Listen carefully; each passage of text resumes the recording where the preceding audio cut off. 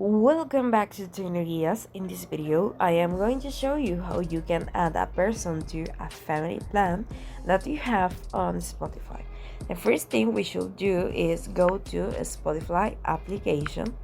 Okay, we can see here, and what we are going to icons appear, press, and go to configuration and privacy.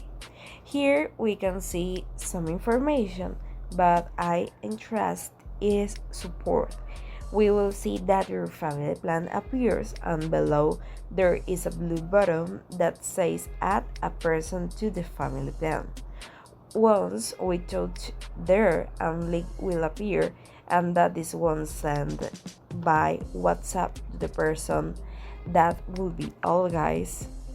It's very quick and simple. Some sent to the person, and that it's useful. Thanks for watching this video, and don't forget to subscribe our channel for more content with us.